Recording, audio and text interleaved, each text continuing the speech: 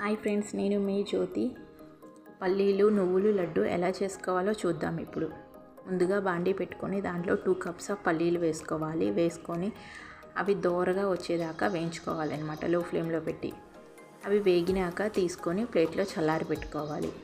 అవి బాగా చల్లారినాక పొట్టు తీసుకోవాలి. మనం అదే బాండీలో 2 కప్స్కి 1 కప్ నువ్వులు వేసుకోవాలి. అవి కూడా దోరగా గోల్డ్ కలర్లో వచ్చేదాకా వేయించుకోవాలి. లో ఫ్లేమ్లో పెట్టి వేయించుకోవాలి.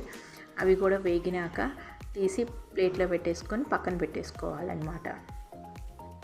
తర్వాత అదే బాండీలో మనము 1/2 కప్పు ఎండు కొబ్బరి లేదా 1/4 కప్పు వేసుకొని దోరగా వేయించుకోవాలి. దాంట్లో 10 బాదం పప్పులు కూడా వేసుకొని మంచిగా దోరగా లో ఫ్లేమ్లో పెట్టి వేయించుకోవాలి. ముందుగా మనం పల్లీలు ఉన్నాయి కదా, పొట్టు తీసి పెట్టుకోవాలన్నమాట. ఇప్పుడు మిక్సీ జార్ తీసుకొని దాంట్లో ముందుగా మనం వేయించి పెట్టుకున్న ఎండు కొబ్బరి బాదం పప్పు పౌడర్ చేసుకోవాలన్నమాట. అదే పౌడర్లో నెక్స్ట్ మనం పొట్టు తీసి పెట్టుకున్న పల్లీలు నువ్వులు వేసుకోవాలి. నువ్వులు 2 స్పూన్స్ తీసి పక్కన పెట్టుకోండి. మిగిలినవి మిక్సీ జార్లో వేసుకోండి. అవి వేసేసుకొని మనము రైట్ సైడ్కి తిప్పుతాం కదా మిక్సీ, రైట్ సైడ్ కాకుండా లెఫ్ట్ సైడ్కి తిప్పేసి, అంటే మరీ మెత్తగా పౌడర్ లాగా కాకుండా బరగ్గా పట్టుకోండి. కొంచెం దాంట్లో 1 కప్పు బెల్లము వేసేసుకొని అది కూడా పౌడర్ లాగా పట్టేసుకోండి. తర్వాత ఆ మిశ్రమాన్ని మనం ప్లేట్లోకి తీసి పెట్టుకోవాలి.